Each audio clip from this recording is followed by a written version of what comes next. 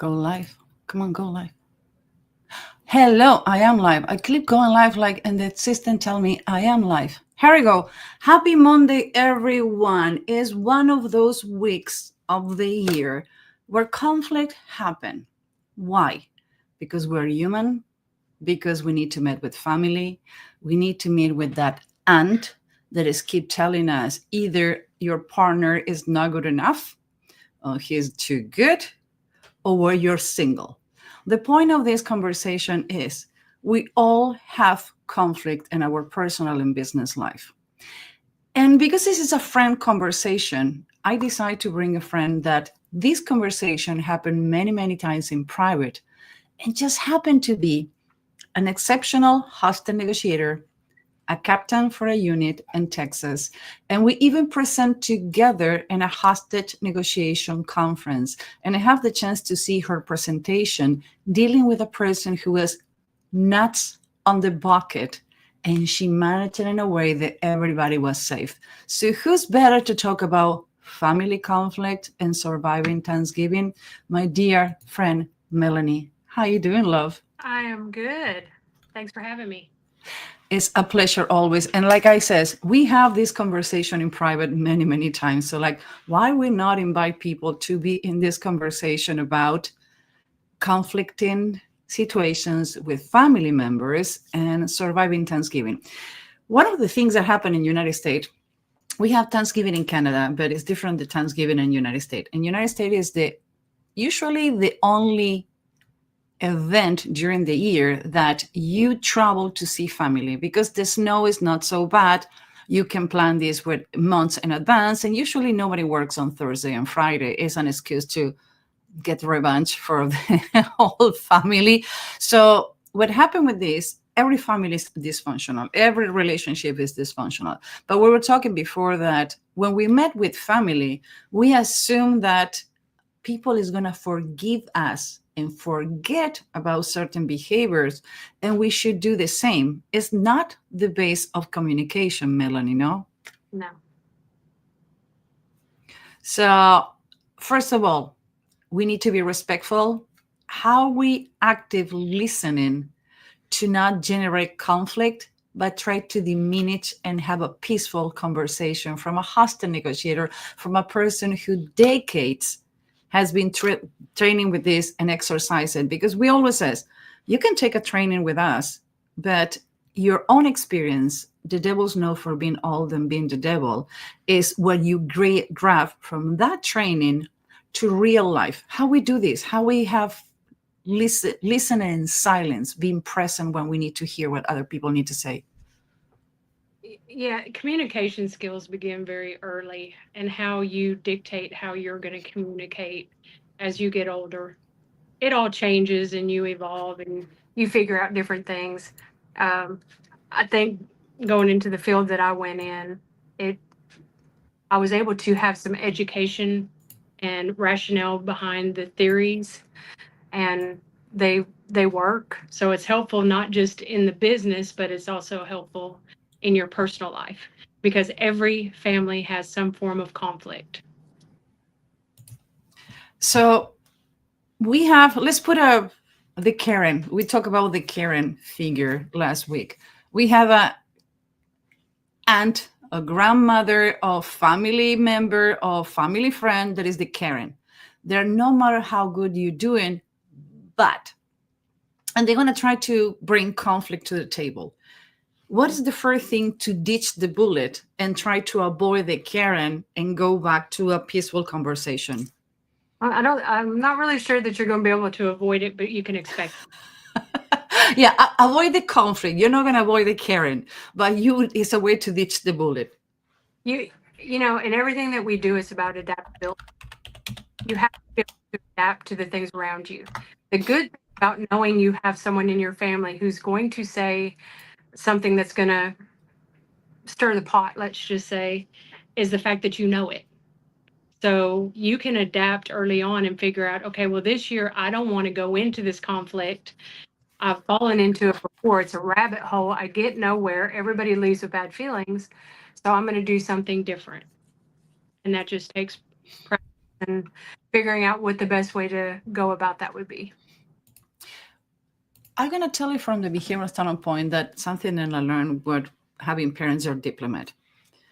You need to arrange the table. One of the reasons that I'm such a control freak when I have a dinner is you can mitigate conflicts from the point before. I send a Google Doc to all my friends, even they're really good friends, asking who you don't want to be sitting next to, who's coming to the dinner, be politely avoid certain topics, then I do know they're going to be conflicted. And I ask for the food menu, allergies and considerations. I find out that you avoid a lot of things, the pre-setting and pre-arranging. Says, well, I don't want to be sitting next to Mary and I don't want to be sitting next to John. Okay, great. I'm going to put John on the other side, or I'm going to put John in another table. One of the good things about Thanksgiving is you can use the justification that because it's a small space, I need to make 2 tables. You separate the conflict. Food. Oh, I don't like to eat this. I don't eat turkey. I'm a vegetarian. No problem. I'm going to make a 2-foot turkey. So planning is an extremely important phase to avoiding conflict. When you are called to a violent situation and a conflicting situation, when a hostage situation, you go kind of blindness. But in the point that you're getting near to the situation, you gather information to know how to prepare. How important is preparing to avoid conflict in a family situation like the one I planted? Yeah, I would say extremely important depending on your family dynamic. That's why I say it's business or personal. It doesn't really matter.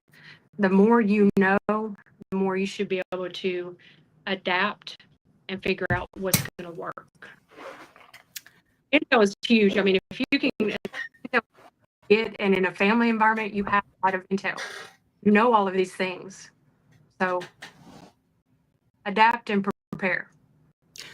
Should the host, in this case, the hostage negotiator, because people doesn't know how a hostage situation happens. You have barricades that when somebody tries to commit suicide is never fun because people don't understand how much you guys do to make sure that no matter what is the situation, that person is in that cliff. You need to get out of the cliff and resolve that when the 2 feet are on the land, and how risky it is for you guys and everything that you do to avoid that situation.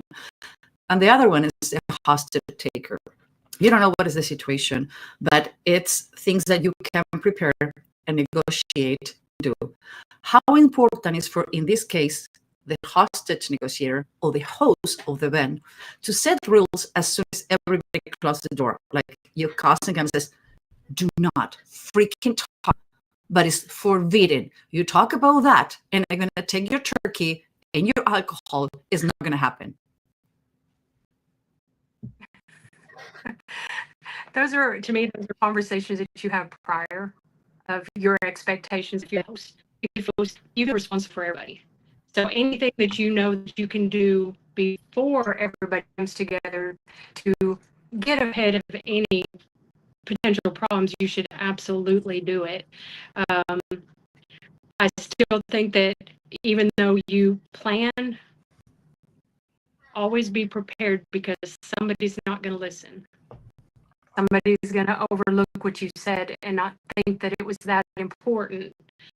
And maybe they haven't been in the family that long. Maybe they don't realize how significant it is that you say something to them.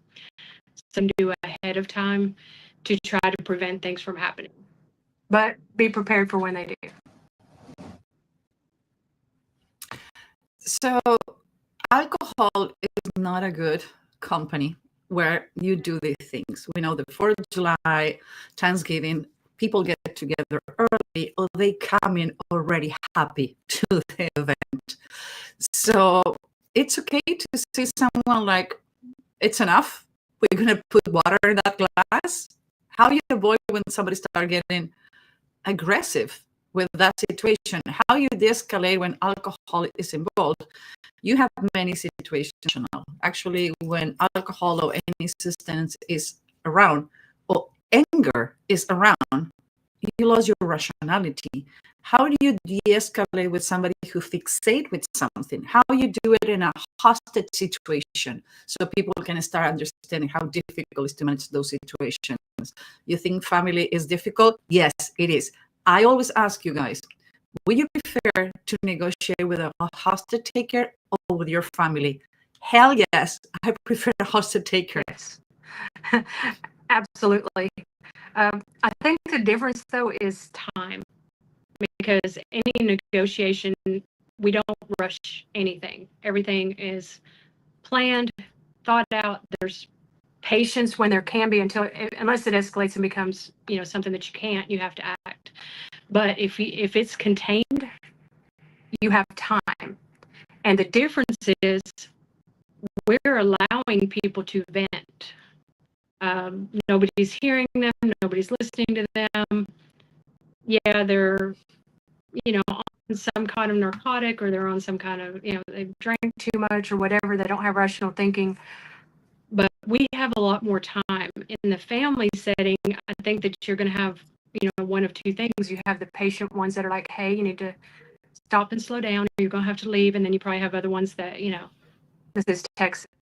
So, they just take care of it, and that person's no longer there, and they just remove them from the situation. But if you want to do it peacefully, the more assertive you are at somebody who's under an influence, the more assertive they're going to be back. I read a study.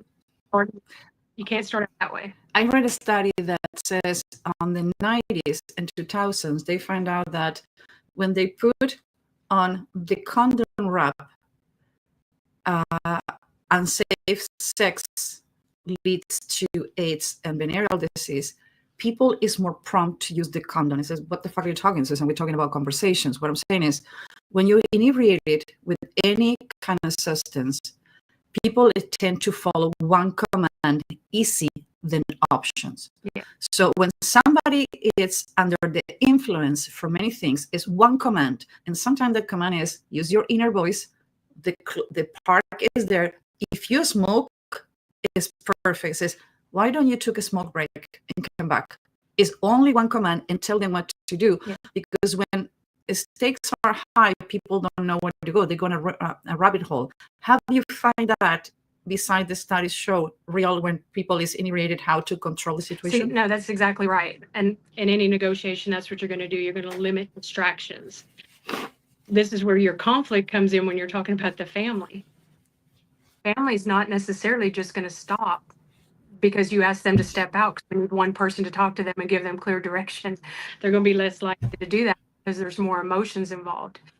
On my side of it, there's no emotions involved because I don't even know this person. I have no emotional aspect to it. So I think it's good that you're kind of talking, because I don't know how you can control everything around you, and sometimes you can't. So I don't know. And we need to understand that the host has been doing shopping, dealing with the cleaning, dealing with your own kids, your pets, organizing the house, who you're going to put, your own emotions as a negotiator in this situation that is a hostage negotiator. When you are you're the hostage taker, you're the hostage victim, and you are the person who need to moderate. Let's talk about the person who need to negotiate in this situation. What techniques you find that are good to de-escalate yourself, either breathing, either concentrate. I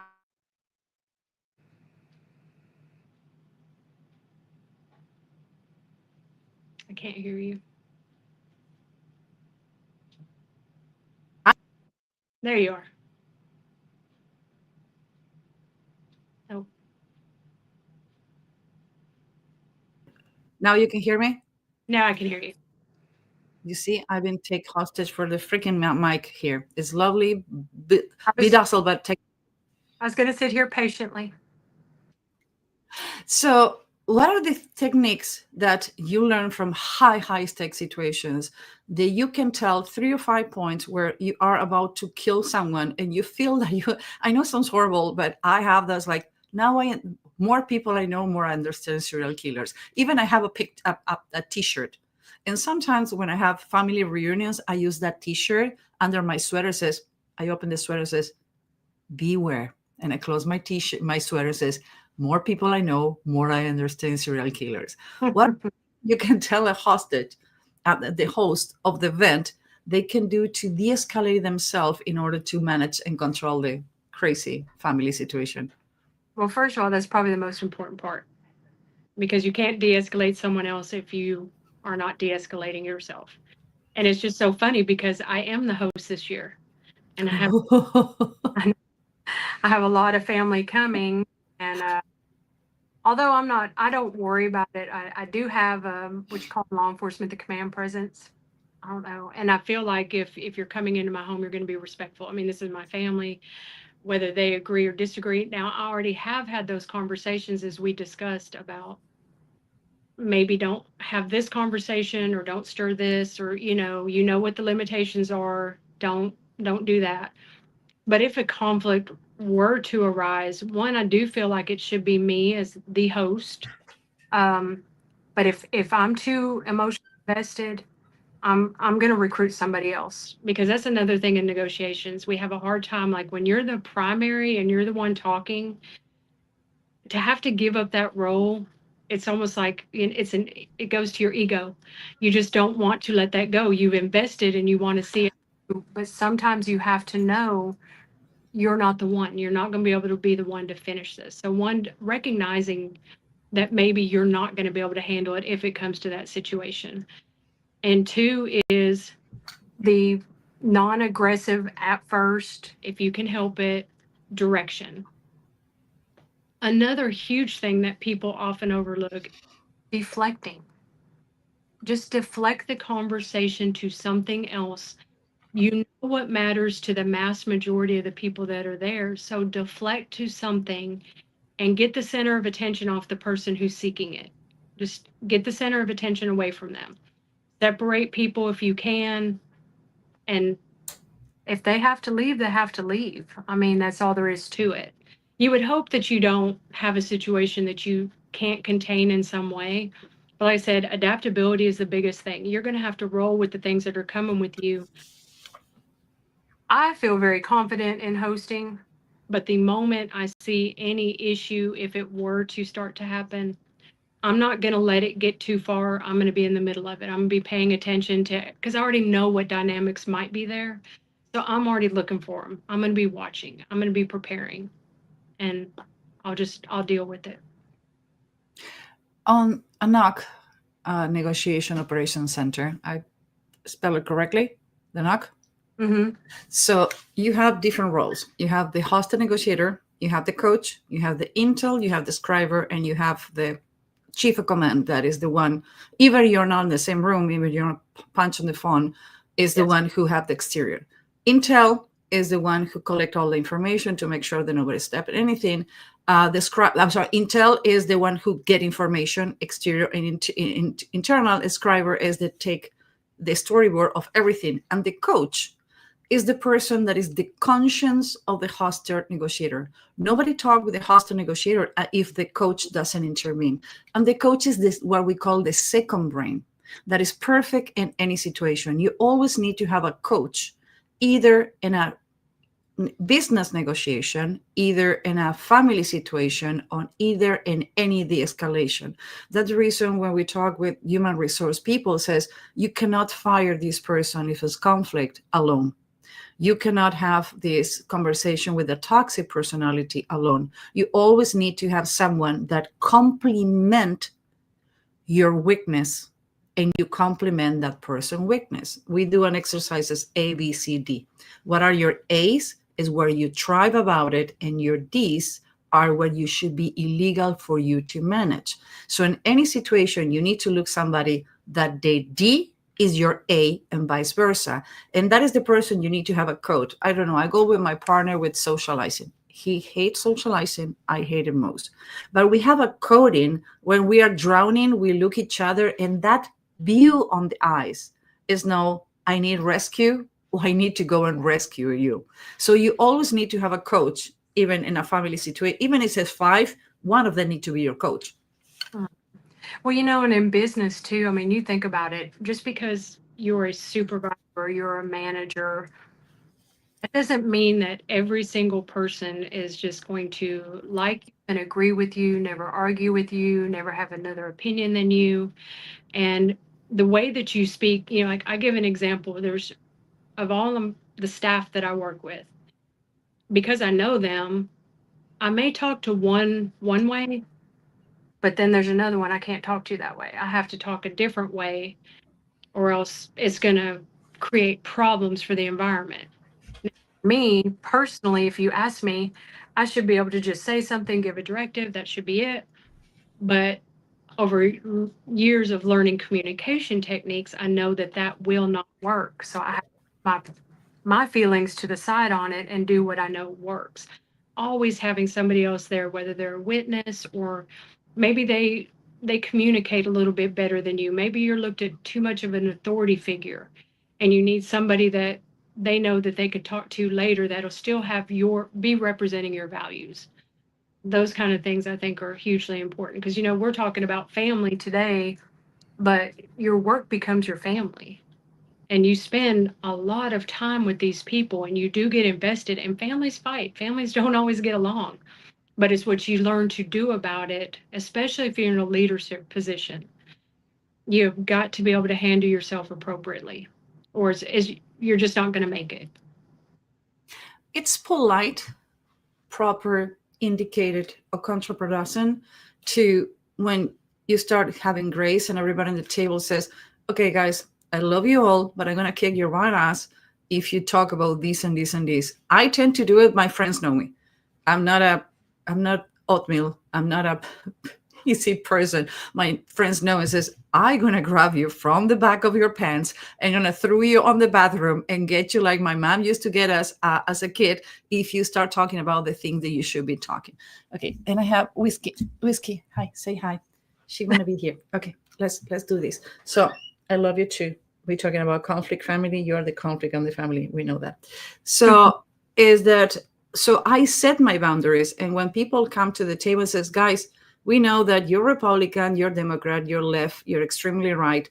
Great. I love you for the way you are. But do we know that influence, and maybe not even what you think today is going to be what you're thinking tomorrow, but the relationship we have today, you can ruin it today and not recover that relation in 3 months. So let's avoid having a conversation about that and stop it. It's okay to put rules, no? Oh, absolutely. My conversations are more because everybody right now, I mean, the media has just they're striving for us to have conflict over our political values. And it's set for us to have conflict. And my opinion on it is there's no reason to, because on a day-to-day basis, especially involving my family or my work, it honestly doesn't matter. Whatever happens politically, I'm not going to be able to change that. It's not going to change how my work day goes. It's not going to change how I interact with my family. So those are things to diffuse really quickly, because those are what we call, that would be like in a negotiation, that would be a hot button, that's too hot. As soon as you hit it, you get a reaction. That means it's too hot. You want to hit on the things that gets a positive reaction, because then you know that that's the way you should be leading the conversation. So, and listen to people, even if they're saying something that you can't honestly agree with, or you think's the stupidest thing you've ever heard. Hear them out, rephrase what they said so that they know that you heard them, and then say whatever it is you feel like is going to kind of either, I really appreciate your opinion on that, but we do have different viewpoints. So, for today, do you want some pumpkin pie? I mean, or what do we want to do? Because we're not going to agree on this, so there's no sense in having the conversation. But I appreciate you telling me how you feel. I love you. You're my family. One of the things that I do is like, oh my God, when you were talking, your food get cold. Let me heat your food. That is completely through him, like, where it was an important, like, no, is that I need to ditch it. So you talk about deflecting, and maybe some people don't understand the concept and the importance of deflecting. In a personal conflict, with a pet, actually with cats, they says you never punish your cat, you deflect their attention to something else. One of my cats like nibbling at 3 o'clock in the morning in my back and drive me crazy, wake me up. So what I do is I have a pillow that it's a nibbling pillow. So as soon as she come to me, what I do is I put it on the pillow, I deflect, and she stopped doing it slowly. Right. So you need to deflect the situation. Mhm. Yelling to the cat is not going to happen. Yelling to people is not going to happen. You're going to escalate. So can you give us a little nibble and pillows that, or how you do the deflecting, 3 or 5 points where you can deflect a situation and look like the posh hostage, tip of the tongue, It's okay. hosted of the event and get a piece meal? Well, like I said, the first one would be, I appreciate your opinion. Maybe my opinion is going to be different, but man, let's go over here and do this.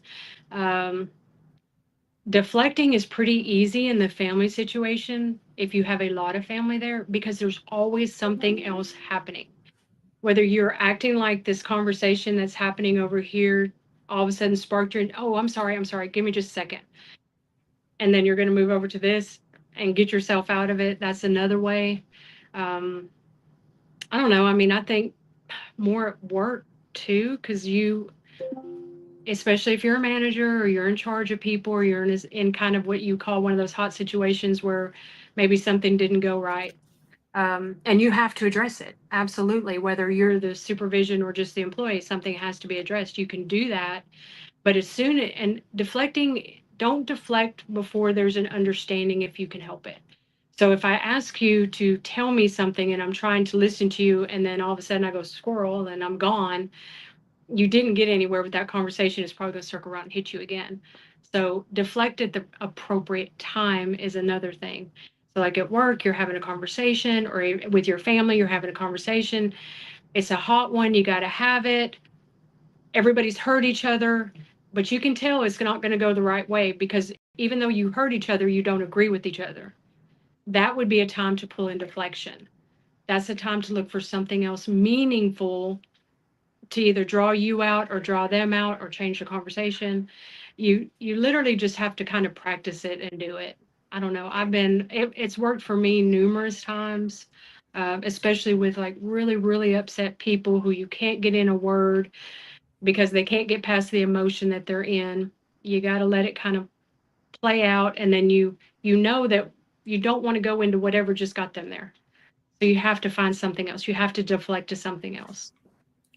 I found out the common enemy is our friend. So you always, no matter how divided you are, you can find a common enemy. Mm-hmm. So it says, the butcher who gave me this turkey should be in jail. This turkey is so freaking dry. He was wrong. And now you deflect it. Sometimes deflection is not that complicated. It's complex because you need to extract your own biases, your own opinions to the sum of the piece of everybody else. Your final thoughts, because we took you from lunch and I went extremely respectful, and we try to keep it PG-13 in this because we can go to the Yes. heavy. But believe it or not, the nuance, the notches that we give you today is helping you as a host, as a guest, as a member of a community, that you want to be right or you want to have peace. I have 3 type of people in my life. You give me peace, future, or money. One of them is going to be affecting the other one. My money is, then I don't want to have a therapist or the police intervene after the dinner. You give me peace because I'm going to invite you back. You give me future because I'm not going to end up in jail when you choke you with your own turkey. So, final thoughts about how to deal with toxic people, complicated conversation, and for personal experience and hostile negotiator experience. We're going to close it with your thoughts. All I can tell you is don't be the toxic person yourself. Recognize when it's you. So look at yourself first before you look at others. And then if you do find yourself in a position where you are able to intervene and help for a better outcome, whether that be family, work, wherever, then definitely be that person. Look for those opportunities and jump on them. Practice your skill set. It's everywhere around you, from the frustration of walking in a grocery store, the frustration of trying to park your car when somebody can't park straight or they pull in right for you. Um, just the way that you handle yourself, you can practice that. Do you ever just walk up to somebody? We know nothing about each other. We always assume. But I know just the other day at Walmart, I was walking through Walmart and there was a older woman there she was by herself, and I just thought she just looks beautiful today. And so I just felt the need to stop her and tell her how beautiful she looked. There's not enough of that. There's not enough of that kindness, that understanding that people really are going through things that we could never understand. I can't look at you and know everything that's going on with you just by your look. And when I see a really, really rebellious attitude, for me, after all these years, the automatic question is, what's going on with that person? Because if you have escalated to this extreme thing over something that I'm like, this is not that big of a deal, that makes me start to be concerned that there's more that you're not telling me. And maybe I'm the one that you're going to finally get that off your chest and change the outcome of your evening or your year or whatever it is. I would like to be a person. Can you tell us in 5 minutes about the situation where the guy was on the top of the tree? Oh, Lord. Fast. I know it's fascinating because I hear you for an hour, more than an hour on the presentation when it was 2021. My God, that's the last time we see each other and have fun. I need to get myself invited to the hosted conference in Texas again, guys. That was, everything is big in Texas, the fun too. And I remember that I'm like, how the heck you managed that dude to get under the tree, out of the tree? The guy she was called. I make it fun so we can go to Juicy. She was called. She showed up. There were police, TV, people, and this guy was on top of the tree and says, "I'm not leaving the tree." Not only he left the tree, he agreed to do it. Mm-hmm. Can you tell us about that situation? I think it's fun because it's fixed and the guy was okay, but it was complicated to manage. Yeah, he was under the influence, so he was not thinking clearly, but he had a weapon, and he had tied a rope to his neck and the tree, and it was everything that you could possibly imagine that it would be, from the hostility to the, get out of here, but don't leave because I need you to do stuff, to finally ending. I think we just emotionally wore him down. And I think he found it hard to be mean to me, which was a good thing. He was not so nice to my partner at the time, but he found it hard to be just mean in general. And I think once he finally, and nobody was actually, they think you're going to go in and do all this stuff. They think it's going to get very physical and it's going to be very violent, and they're scared to come down or they're scared to come out because of the repercussions of that. If we tell you that I tell you exactly what's going to happen, and as long as you do what you say, that's exactly what's going to happen.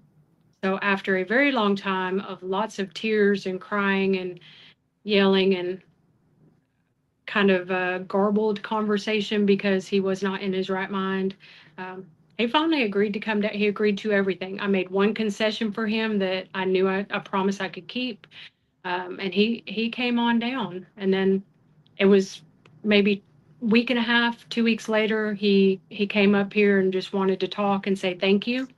That he definitely was under the influence of something. He doesn't remember a lot of it, but he did appreciate the way that it was handled. So that's probably the best that you can ask for. I mean, because I didn't want to see what would happen to him if he did what he was planning on doing. That's not something I wanted to see, because I would have remembered it I remember it now for the rest of my life. But let's remember that he had a rope under his neck. So if he would be any step doing wrong, he would jump from that tree, being conscious or unconscious that he have a rope under his neck. And if it was simple asphyxiation, you can say, but he broke his neck, there's no way to coming back. Right. So I did everything I could not to have to see that. And it worked. Melanie, my dear, dear friend, you're a badass. Uh, and I still remember going for drinks one of those nights, and a guy came to you like, dude, you don't know what you're dealing with. She looks so innocent, but she can kick your ass. And that's what I remember always about you, how kindly you says the guy, no. And me thinking, you can kick his ass. No, but you always negotiate. You're always polite. You always keep your posture. And that's something that I admire. Everyday work, not only when you need to work with someone, but in your everyday work and any simple situations. And I adore you for it, because I always like to learn from the best. My love, thank you for doing this. Thank you. I hope to see you soon. Me too. We need to look for an excuse to get soon later. Guys, I will see you tomorrow, like every day. I think we still have 2 more weeks to go, like 3 weeks. See you tomorrow. Bye. Bye.